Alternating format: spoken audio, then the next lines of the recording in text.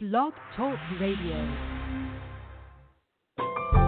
Welcome to Last First Date Radio, featuring interviews with experts in dating, relating, and mating in midlife. And now, here's your host, Sandy Weiner. Hello, this is episode number 365, The Successful Woman's Guide to Online Dating in the Second Half of Life. I'm Sandy Weiner, and welcome to Last First Date Radio, where we believe it is never too late to have the love you want, and that a woman of value naturally attracts the respect and the rewards she deserves in life and love.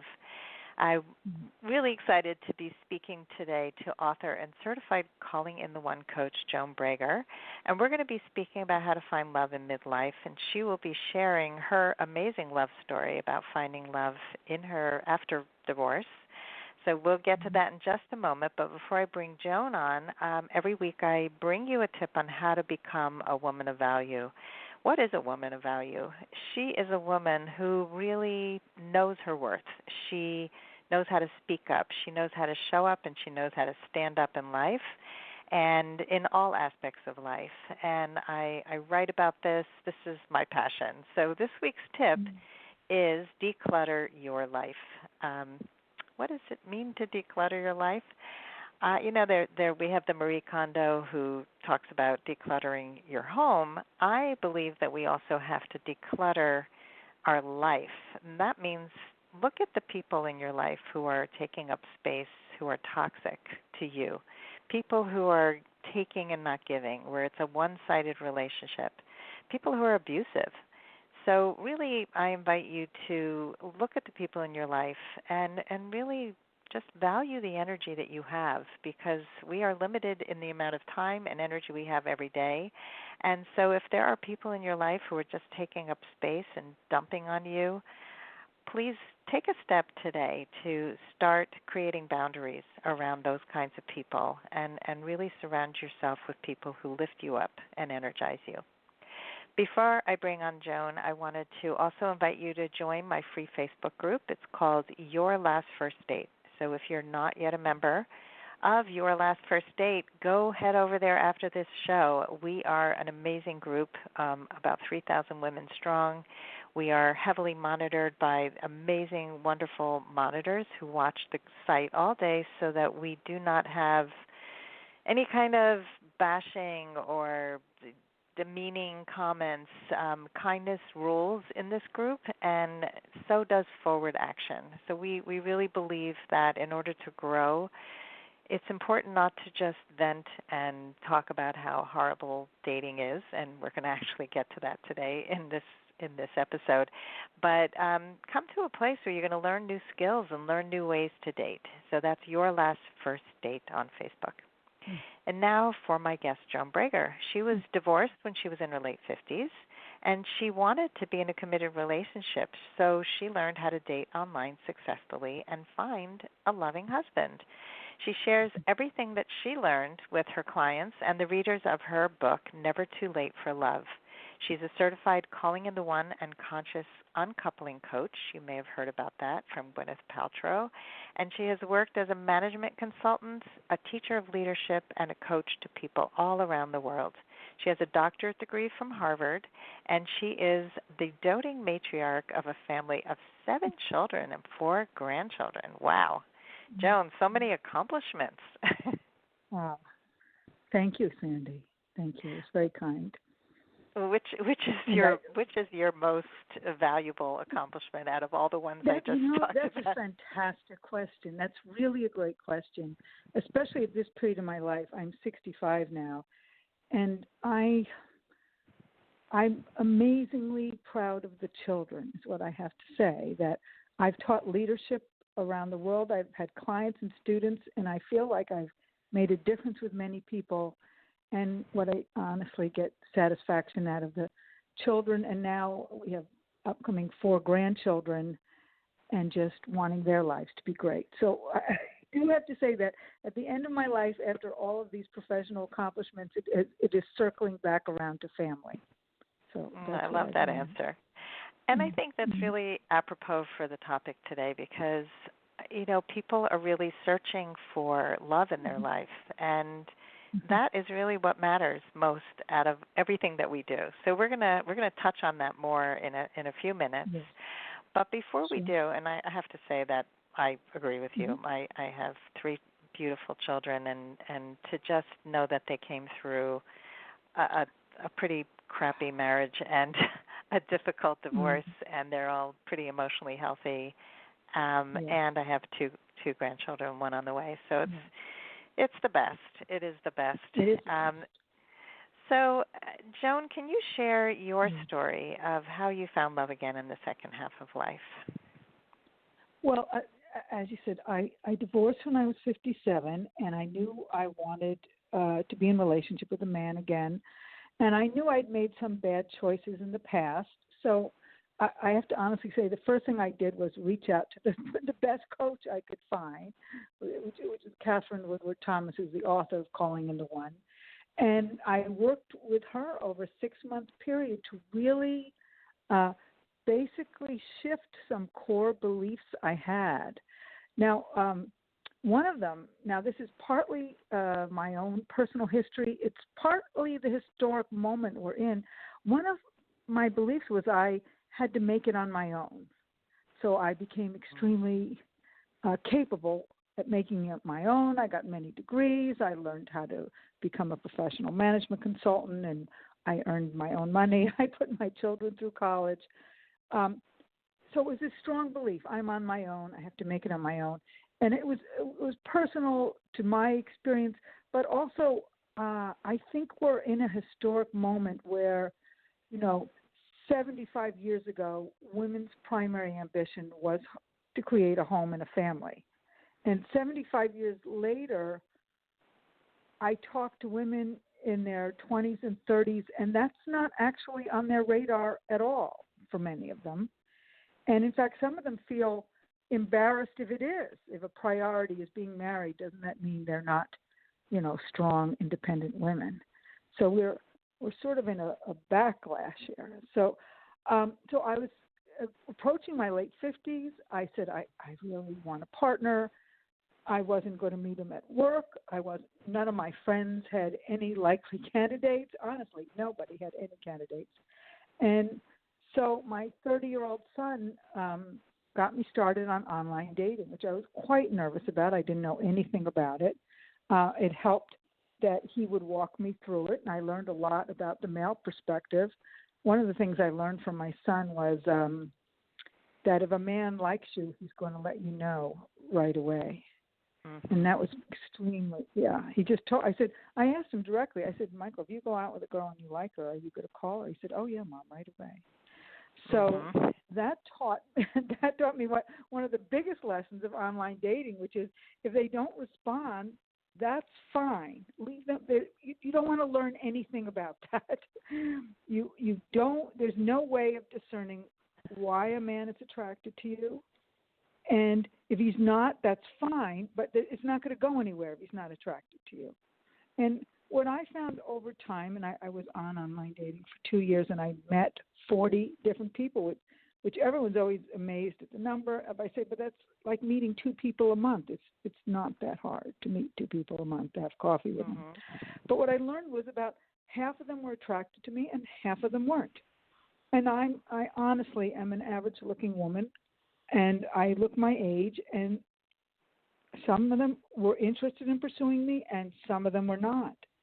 And I really learned from my son and from other advice from men who do these dating sites that it's fine. Just don't get upset if someone's not interested in you. Just move on.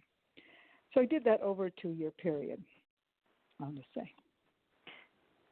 There's so many important things in what you just shared. So before we find out how you actually met your husband, I want to just reflect for a minute. I think that the fact that you saw that you needed support and you got it, excellent. Mm-hmm. I think everybody needs to hear that we can't do it all alone. That's one of my most important messages, get support. Yes. It's hard to do. It's hard to do, especially with your programming, which is I have to do it all on my own. It's like so many women are in that position of I can't rely on anybody else. I have always had to do it by myself. And so that's what they do, and you can't see what you can't see. It's amazing. I mean, the smartest of us can't see our own blind spots. We just can't. And, you know, the most successful people in life have people showing them what they're missing. What's in my rearview mirror? What's in the side mirrors? What am I missing? Because we can't see. So that's the first thing. And I love that your son helped you with online dating. Oh my God, I could see another book there with like the male perspective of how my son helped me find love. Yes, really. But such great advice, and I see so many women pursuing a man who hasn't responded. If he doesn't, if he wants you, he will show you. He doesn't need your help and your reminders that you exist, you know. And it's you sometimes we have like a great first conversation or first date, and we think, oh my God, this is going to definitely lead to a second or a third date, and nothing happens. And again, we don't know why. So that's the third thing that you said. It is fine. Don't try to figure it out. We can't figure it out, and we should not be spending our energy figuring it out. Just move on. And so you kept moving on, right? I did. I had over 2 years. There was one person who I did date for 3 months, and here's the blind spot thing. I actually took him out to California to meet my coach because I didn't know. And she called me up the next week and said, well, he's the kind of person who needs a little bit of development, so ask him if he's willing to do anything, any therapy. And so I asked him a couple of weeks later, I said, gee, you've got these things going on in your life. Are you ever willing to reach out for help? And he said, no, this is the way I am. I said, oh, thank you for sharing that. And that became very clear to me that wasn't someone I would want to spend the rest of my life with. That's so a good that was question. the only 3 months. Yeah. Isn't it? And so that was good. I ended that, and then I went back, and then I was like, oh, God, now I have to go back out here again. And I went out again, and I would go out with someone for 1 date, 2 dates, 3 dates, and then we'd find out there was not enough chemistry for one or both of us would happen. Or I'd go out with someone for 2 weeks and find out, oh, my goodness, you can find out a lot in 2 weeks, someone who's actually who's very attractive and very interesting and also very unethical, and I found it out in 2 weeks. Oh, yeah. Just by asking him questions. He just did not have a sense of morality, and that would not be good for my life at all. No, so, that's a bad thing. Yes, you have to answer the question, is this a good person? That's the fundamental question. Is this a good person? If you can't say yes just unflinchingly, then that's a showstopper, actually. This has to be a good person because, so 2 years I was on, and I was starting, one of the things I did was I set intentions. I said, I'm going to find someone by 59. And guess what? I didn't find someone by 59. And the only thing you could do in that case is not give up, but say, all right, I will find someone by 60. And setting the intention clears your head because 3 months before my 60th birthday, a 3-week relationship fell apart. And I immediately went back online. I didn't take a 2-month break, which you want to do. You want to take a 2 months. But I had set this intention. I had set it with my coach, so I had a committed listener. So I was like, all right, I'm going to do this. So I actually went out with 2 or 3 people in those 3 months before my 60th birthday, and I sent a note to someone I had sent a note to 9 months before, and he hadn't responded, and I hadn't thought much about it, but I said, oh, let me send him one more note. And this time he did respond, and I was very unsure about him from his profile, and that was one of the lessons I learned. You can't tell much about someone from your profile, as much as we all try very hard to write these good profiles. And I also had beautiful professional photos on my profile, only to find out later my husband was dissuaded by them because he thought I was too corporate or something like that. It wasn't, he didn't feel, but he was willing to meet me. I was willing to meet him. He was willing to meet me. That's as much interest as we had. We talked for 5 minutes on the phone, which was also a turn off for me because he said, okay, I'll meet you at Starbucks. Goodbye. I went, what was that? Is that a conversation? I said, oh, this man can't talk. Only to find out later that he had been on online dating for 8 years, and he had learned that he had to meet people in person. There was almost nothing he could learn otherwise. So I put on my dating clothes. I had a dating outfit, which was honestly sexier than I normally dress. I really don't dress sexy. It's just not my personality. But it was slightly provocative, and I went down to Starbucks and sat down, and here was this absolutely lovely, warm-hearted man. And we talked for an hour and a half. And I was just struck by how different he was than the profile or the phone call. Yeah. And, and that's one of the lessons. You can't tell from that computer screen who this person is. You really can't. People err on both sides of the fence. You can come off as being amazing and then be a complete disappointment in person. Right. Or it's just yeah. I had one guy who told me he fell in love with me from my profile. I said, then you're like an idiot. I didn't tell him that, but I thought that. I said, that's just a computer screen. You can't fall in love with a computer screen. It's a projection, It's all projection. And so I had actually, after 2 years, gotten down to if they were in my geographic area, which, it was very important. I know people have done it outside their geographic area, but it's much easier if you can see them regularly without a big commitment. So you had to be in my geographic area, in my general age group, and educated. If he was those three factors, just those three factors, I was willing to meet them because those were my deal breakers. And then I'd meet them. So anyway, he was a lovely, warm-hearted man who did me the tremendous favor of the next day texting me and letting me know he wanted to see me again. So that was my son's cue, that people who want to see you again will let you know right away. So he texted me immediately, and that was lovely. Now, here's the part that I also coach my clients on a lot. He then took the next 3 months, and we didn't sleep together. We really took a slow time getting to know each other. And when I asked him later why he did that, he said, I really wanted to be sure we could be friends first, that we had enough, that we could enjoy enough things before we got in a relationship. Wow, what a gem. And I know, and as I say, that's a man worth waiting for. Yeah. And he's just, he's just a sweethearted guy. He's got 5 kids who I have fallen in love with. I didn't think that would happen, but he has kids 26 to 46, and we just spent, this is just a funny thing, we just spent last weekend with all of his 5 kids at his ex-wife's house. I just want to say that. Oh. So that's where the summer event was. The summer event, and we were holding a party for one of the kids, and his ex-wife was hosting it.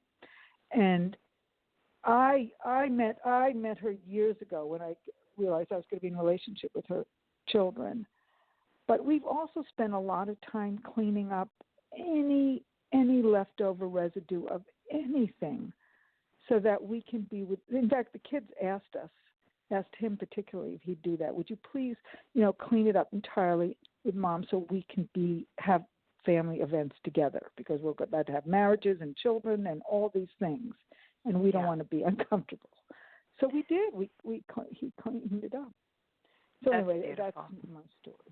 Yeah, I mean, first of all, he sounds amazing, and it sounds like both of you together really communicate well, and you were attracted to qualities that are internal more than external. Right. The attraction has to be there, but I think so many people look at the outside. They look at somebody who's successful, who has a lot of money, who has great head of hair. These are all things that mean absolutely nothing. He has to be 6 feet tall. Yeah. So let's talk about some of the key obstacles that women face in online dating, because I know that of the women that I coach, so many of them just say, I just want to meet him organically. Like my girlfriend of mine, she stopped dating. She goes, if he shows up at my house, I'll date him. I'm like, yeah, that's going to happen. So tell me. Really? Yeah.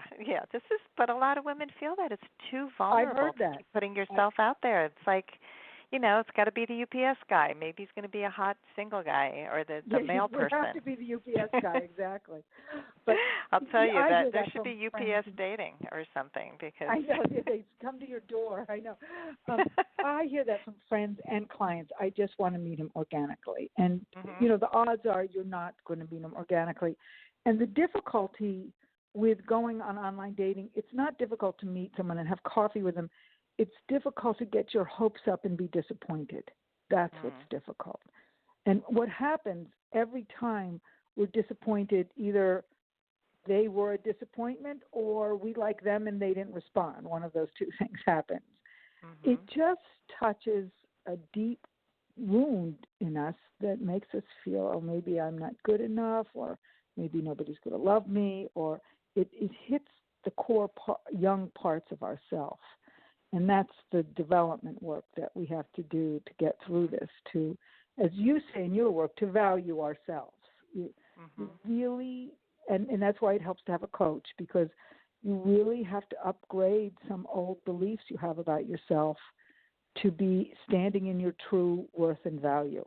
And that's the only place you can stand if you're going to meet a man of value who will respect you. It's a bit of work. I mean, that's what we do in calling in the one. We say we're not calling in the other one. We're actually calling in ourselves, our best self, so that we can clear up any false beliefs that prevent that. Yeah, no, that it's such important and beautiful work. And I'm working with someone right now who was widowed in her 50s, late 50s, and even though she had a fantastic marriage, she has this distance now to see the parts that weren't as good as she would like to find for the next part of her life. And so much of what we're working on has nothing to do with dating. It's all about her ability to stop making assumptions and to speak up more and to look at all the limiting beliefs and all the sabotaging thoughts. And she's just showing up in her life in a much, much more authentic way. And she's really ready. Like we're about to go online this week, and I'm really excited for her. Yeah. So some of the obstacles are. Go ahead. What were you going to say? You learn some of it by some of online dating. You learn by doing online dating. I want to say that that I met my husband after 2 years of doing it, and by the time I met him, all I was interested in doing was seeing if we could have a good conversation. I mean, I had gotten to the point of almost no attachment. Like, are you someone I can have an interesting conversation with? And I'll have that. And it turned out we had a very deep, wonderful, interesting conversation because I really had no attachment. But I learned that from lots and lots of dates, not to have attachment. Right. In the beginning, you place so much importance on each person, and you prepare, and it's amazing how much more confident you get in the fact that you're the chooser. You're not just waiting to be picked. So some of the obstacles. So I love what you said, that it's not that it's difficult to go on a date. For some women they feel it is, but it's about having the expectations and the attachment to the outcome. Yes. That is one of the key obstacles. So are there any others that you want to talk about? Well, I think the obstacles for older women is we're afraid to go on online dating often, and we're just not comfortable with that medium at all. So that's one obstacle. The second obstacle is we're actually self-conscious about our looks. in our 50s, 60s, and 70s. We don't think men are looking for women. But I now have coached so many women and have so many couples where the man is madly in love with his wife or girlfriend who is in her 60s and 70s. That I so know that's not true. But it is an obstacle. We think there's a big a widespread belief out there that men only like younger women. I interviewed my husband about this later when we were in a relationship. I said, why didn't you want someone in her 40s or 50s? He said, well, one, I have a son in his 40s, and I didn't want to have conversations with someone in my son's generation. That's one. Yeah. And two, women in their 40s and 50s were he had raised 5 children, and when he would start to date a woman and she had young teenagers, he just knew how much effort that took, and he didn't want to do it again. So he wanted someone in his age group. He really did. Yeah. And I've heard that from many men. Yes, a good man wants someone he can have a good conversation with, and they seem to get past, a few lines and a few pounds to have that, and they love to get into bed with you. I just want to say that,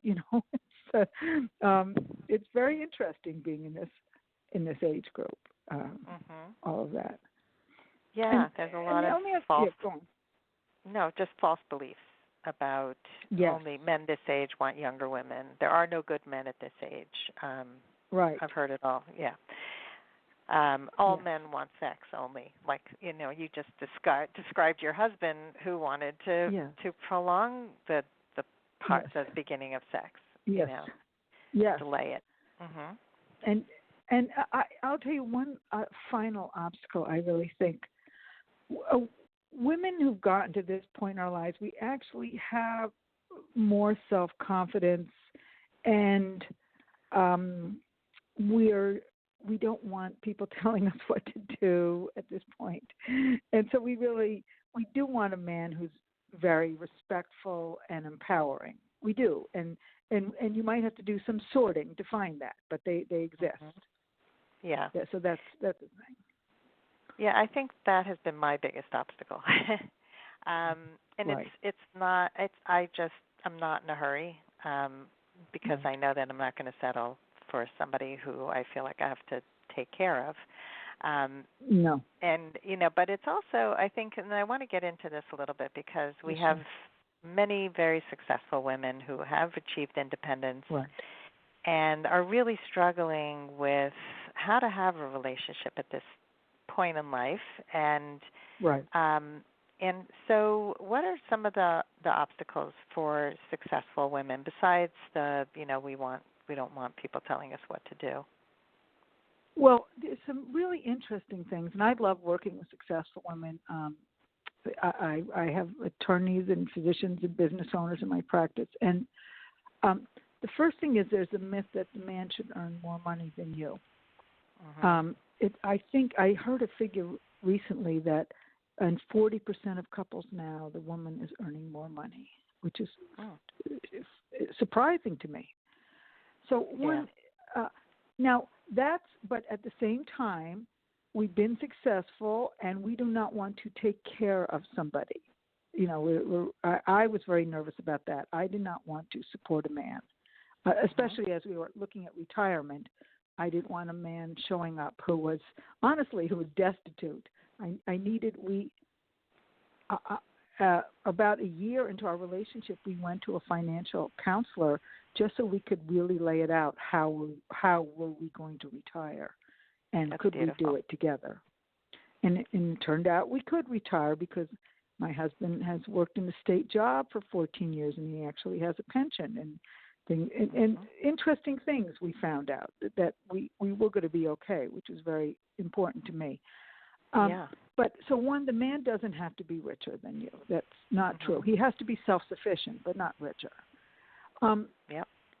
Two, this is kind of hard to say, but I have lots of professional colleagues and professional partners, and my husband that's not what I want in a husband. I have people who are in my field. I'm in a book group with other leadership developers. I work with Catherine Woodward Thomas, and we develop courses. I have lots of professional colleagues. But what I want from a husband is different than that. And I want a kind, caring, loving man who supports me, who I can have a good conversation with, but he doesn't have to be my professional mentor. I think that's kind of a skewed view women get. Like we want someone who's going to challenge us professionally. That's not what the purpose of a husband, in my view. The purpose of a husband, in my view, is someone who's always there on your side, who will be there for you no matter what, who cares about your family as his own. It's just a different criteria. So it's an easier criteria also because you don't. I used to only be attracted to brilliant men who I thought were smarter than me, but I don't think that's the criteria for a husband. I think being supported and loved is the criteria for a husband. Yeah. And this is a there's biggie. A shift you have to make. Yeah. It's a really big one because, again, you can get very hooked on the expectation that somebody who's brilliant and professionally successful is going to make a great partner, and they, first of all, often don't. They don't. They often don't. And I think we also need to know that we can and should be getting a lot of the rest of what we need from other people in our lives, like our best friends. Right. And, that's another aspect. I think women think they have to do everything together, or they have, So is there another obstacle that you want to share? Just on that one, a successful woman, we don't want the 50s marriage where we're the complete support system for someone else. We really don't want that. We're a little too busy for that. I mean, I cook half the time, and my husband cooks half the time, and we figured out how I'm not. I mean, he wasn't looking for that, which was very important because often when I'd met successful businessmen or successful professionals who are working full out, they actually do want, even though they don't say it or maybe not know it, they do want the woman to be a support system. So a successful woman doesn't want to do that. So you have to find a man who doesn't want that. And fortunately, in the boomer generation, there's many of them who were raised with different expectations. Not all, but many who were raised with different expectations. Yeah, so they're there. They exist. They exist. Yeah, and I think what I've heard you say in many different ways during this conversation is the importance of creating and talking about what it is that makes you happy and what it is that makes him happy, and then negotiating to figure out how to make that work. You talked about it with finances, how are we going to both retire? I think so many people make assumptions about others because they haven't done the work. They haven't checked it out. So I absolutely love all of what you're sharing here. And we are coming to a close, unfortunately, because there's so much more to say. But are there any other online dating tips that you want to share before we go? And then I know you have something that you are going to give to our audience. Oh, good. Okay, so the last tip I'd say, when you're dating, keep your focus on yourself. So if you're sitting across from a man in a restaurant or coffee shop, notice how you're feeling. You don't have to do a promotional show about who you are. You obviously share bits of who you are, not all, but bits of who you are. But you want to mostly check in with, how do you feel when you're with this man? Do you feel comfortable? Do you feel respected? Do you feel relaxed? Or do you feel nervous and on edge and that you have to prove yourself? Because that's what you get in the end in a relationship, is being next to somebody and feeling good. That's what you want. So that's keep your primary focus on yourself and how you feel. And they can either talk a lot or not talk a lot, but you'll see how you feel about it. Yeah, and I think, what a lot of people confuse attraction with that feeling of nervousness. like, oh, that's butterflies, and he makes me Right. a little off kilter. Right. I mean, I certainly was attracted to that when I was younger, but no more. And I Yes. think we need to also differentiate between a fun date and a possible partner. Yes. There's a big difference. Right. Yeah, you want someone you feel very comfortable with. Yeah, and comfort can lack attraction for some people. So I think it's also recalibrating what attraction is. What's healthy and what's attractive in this part of our life can be very different from what was attractive to us. Hopefully it's different. And I'll just say something. At 65 and my husband's 69, and we're thinking about, he will retire in 5 months at 70. And we actually, even now, semi-retired, have a lot of time together. We spend a tremendous amount of time together. So you just want someone you feel so comfortable with. Yeah. It's really important. Yeah, you don't want to get to that place of retirement and go, oh, my God, I have to spend time with this person. That's not a good thing. You want to enjoy having him around. And the last thing I'll say, though, that this is marriage, and you do want someone you want to get into bed with every night. Mhm. Yeah. That's important. You want to be happy that you're getting into bed with him. Yeah, it shouldn't be a should. No, you don't want to be happy about that. No, these are all fabulous tips. So, Joan, I know you have a beautiful offer for our audience. Can you share that with us? Okay, so I've written a book. It's not out in paperback yet. It's in an online version currently. The name of the book is Never Too Late for Love, The Successful Woman's Guide to Online Dating. You can see it on Amazon now. You can buy it on Kindle.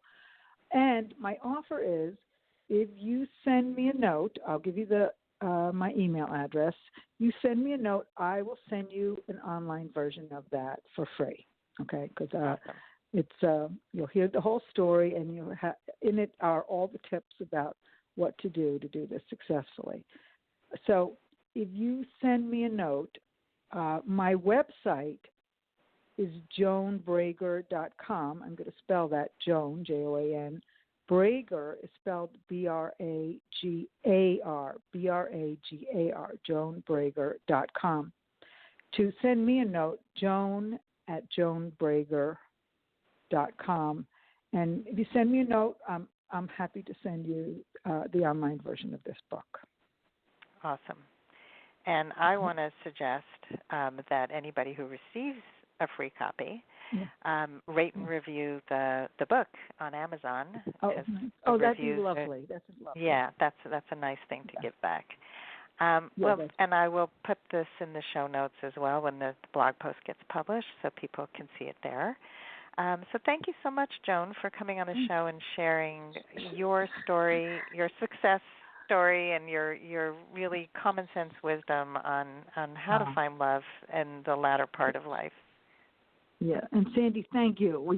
I think we could talk about this for a very long time, so I appreciate you very much. Thanks.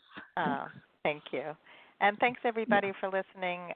If you love our show, please rate and review. As we just said, rating and reviewing is so helpful, more than you could ever imagine. Wherever you listen to this podcast, whether it's iTunes, Apple Podcasts, Google Play, FM, we're on like every platform. So, share this, let people know, and I hope you go on your last first date very soon. Have a great day.